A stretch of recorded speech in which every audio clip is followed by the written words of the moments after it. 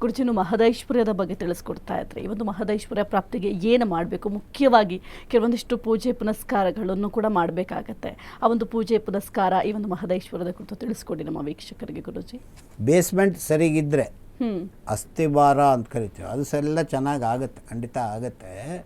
ನಾನು ಹೇಳೋದು ಏನಂದರೆ, ಸಾಮಾನ್ಯವಾಗಿ ನೀವು ಫಸ್ಟ್ ಮನೆಯನ್ನು ಶುದ್ಧ ಮಾಡಿ. ದೇವರು ನನಗೆ ಚಿಕ್ಕ ಮನೆ ಕೊಟ್ಟಿದ್ಯಾ, ದೇವ್ರು ಏನು ಕೊಟ್ಟಿದ್ದಾನು ಫಸ್ಟ್ ದೇವ್ರಿಗೆ ಬಿಟ್ಬಿಡಿ. ಯಾರ್ದಾರು ಮನೆಗೆ ಹೋಗ್ತೀರಾ, ಒಂದು ಪೂಜೆ ಮಾಡ್ತಿರ್ತಾರೆ, ಆಹಾ ಸ್ವಾಮಿ ಎಷ್ಟು ಚೆನ್ನಾಗಿದೆ ಅವ್ರ ಮನೆ, ಎಷ್ಟು ಚೆನ್ನಾಗಿ ಪೂಜೆ ಮಾಡ್ತಿದ್ದಾರೆ, ಹೊಟ್ಟೆವ್ರಿ ಅಲ್ಲ. ಕೇಳಿದಾಗ ನಾನು ಈ ಥರ ಮಾಡಬೇಕು ಅಂತ ಅನ್ನಿ, ಮನಸ್ಸಿನಲ್ಲಿ ಅನ್ನಿ ಸಾಕು. ಓಹೋ ನೀನು ಪೂಜೆ ಮಾಡಲಿಕ್ಕೆ ನೀನು ಇಷ್ಟಪಡ್ತೀಯಪ್ಪ, ಆಯಿತು ನಿನಗೂ ಕೊಡ್ತೇನೆ ಅಂತ ಸ್ವಾಮಿ. ಯಾವತ್ತೂ ಅಷ್ಟೇ, ಪೂಜೆ ವಿಚಾರ ದೇವ್ರ ವಿಚಾರದಲ್ಲಿ ಮಾತ್ರ ನಾನು ಮಾಡಬೇಕು ಅಂತ ನಿನಗೆ ಮನಸ್ಸು ಬಂತಂದರೆ ಅದು ಅದ್ಭುತವಾದ ಕಾರ್ಯ. ನಾವೇನು ಹೇಳ್ತೀವಿ, ಧೂಪ ದೀಪ ನೈವೇದ್ಯ ಮಧುಪರ್ಕ ಅರ್ಘ್ಯ ಪಾದ್ಯ ಸಮಸ್ತ ರಾಜೋಪಚಾರ ಸಮರ್ಪಯಾಮಿ ಅಂತ ಹೇಳ್ತೀವಿ. ಅದನ್ನು ನಾನು ಪ್ರತಿಯೊಬ್ಬ ವೀಕ್ಷಕರಿಗೂ ಹೇಳ್ತಿದ್ದೆ.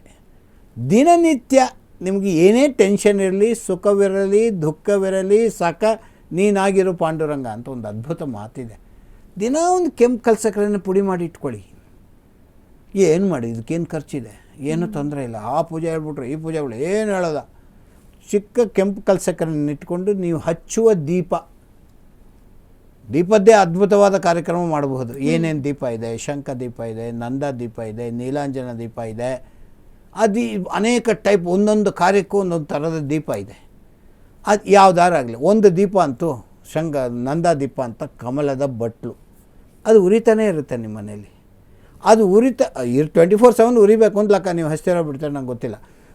ಅದಕ್ಕೆ ಒಂದು ಪುಟ್ಟ ಕೆಂಪು ಕಲ್ಸಕ್ಕರೆಯನ್ನು ಹಾಕ್ತಾ ಹೋಗಿ ನೋಡಿ, ನಿಮ್ಮ ಐಶ್ವರ್ಯ ಮತ್ತು ನಿಮ್ಮ ಟೆನ್ಷನ್ಸ್ ಕಡಿಮೆ ಆಗ್ತಾ ಹೋಗುತ್ತೆ. ತುಂಬ ಮಾರ್ಗಗಳಿವೆ.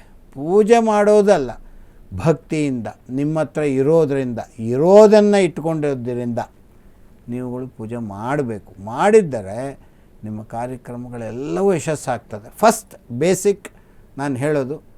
ಇನ್ನು ಕಾಂಟ್ರವರ್ಸಿ, ಯಾವ ಎಣ್ಣೆಯಲ್ಲಿ ದೀಪ ಹಚ್ಬೇಕು, ನಾನು ಯಾವ ಎಳ್ಳೆಣ್ಣೆ ಹಚ್ಬೋದಾ, 5 ಎಣ್ಣೆ ದೀಪ ಹಚ್ಬೋದಾ, ತುಪ್ಪದಲ್ಲಿ ಹಚ್ಬೋದಾ, ಇದೆ.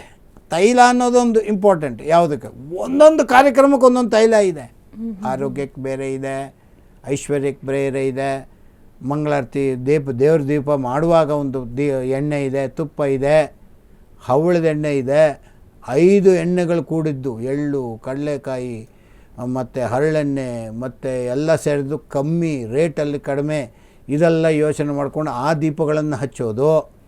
ನನಗೆ ದುಡ್ಡಿಲ್ಲ, ಕಷ್ಟ, ಅದಕ್ಕಾಗಿ ಈ ಕೆಲಸ ಮಾಡ್ತೀನಿ ಅನ್ನೋದು ಏನೇನೋ ಇದೆ. ಕೊನೆಗೆ ಪಾಮಾಯಿಲು ಹಚ್ಚಿಬಿಡೋದು. ಅದಲ್ಲ, ಯಾವುದರಲ್ಲಿ ಹಚ್ಚಬೇಕು, ಏನು ಕಾರ್ಯಕ್ರಮಕ್ಕೆ, ಯಾವುದೂ ವೇಸ್ಟ್ ಅಲ್ಲ. ಯಾರನ್ನು ಏನೇ ವಿಷಯದಲ್ಲಿ ಹೆದರಿಸೋದು ಬೇಡ. ಕಾರ್ಯ ಆಗ್ತದೆ.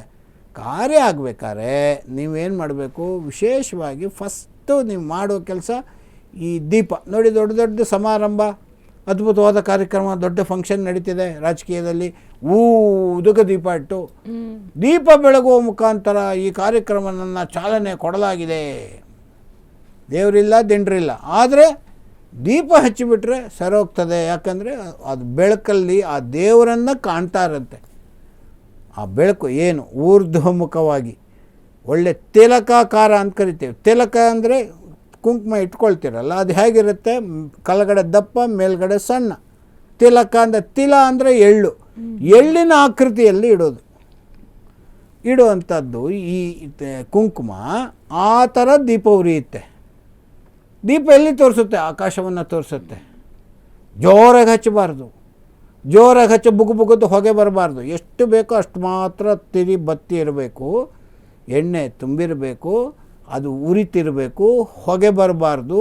ಆ ದೀಪದ ಬತ್ತಿ ಇದೆಯಲ್ಲ, ಆ ಬತ್ತಿ ಸಹಿತ ಹಾವಿನ ರೀತಿಯಲ್ಲಿ ಹೀಗೋಗಿ ಹಾಗೆ ಬರಬಾರ್ದು, ಹಿಂದ್ಗಡೆ ಕಟ್ಟಾಗಬೇಕು ಬತ್ತಿ. ಆ ಥರ ದೀಪ ಬತ್ತಿ ಹಾಕಬೇಕು, ಹಚ್ಚಬೇಕು. ನಿಂತ್ಕೊಂಡು ಹಚ್ಚಬಾರ್ದು, ಕುಕ್ಕರ್ ಕಾಲಲ್ಲಿ ಕೂತ್ಕೊಂಡು ಹಚ್ಚಬಾರ್ದು, ಮಂಡಿ ಹಾಕ್ಕೊಂಡು ಹಚ್ಚಬಾರ್ದು. ಕೂತ್ಕೊಂಡು ಕಡ್ಡಿ ಬೆಂಕಿ ಪಿಟ್ಟಣದಲ್ಲಿ ಹಚ್ತೀನಿ. ದೀಪದಿಂದ ದೀಪ ಬೆಳಗುವ ಹಾಗೆ ದೀಪವನ್ನು ಒಂದು ತುಳಸಿ ಕಾಷ್ಟ ಕಡ್ಡಿ ಇದೆಯಲ್ಲ ಅದು ಒಣಗಿದ ಕಡ್ಡಿ, ಅದನ್ನು ಚೂರು ಎಣ್ಣೆ ಗದ್ದಿ ದೀಪ ಹಚ್ಚಿ ಅದನ್ನು ಹಚ್ಚಬೇಕು, ಮತ್ತು ಅದನ್ನು ಶಾಂತ ಮಾಡಬೇಕು.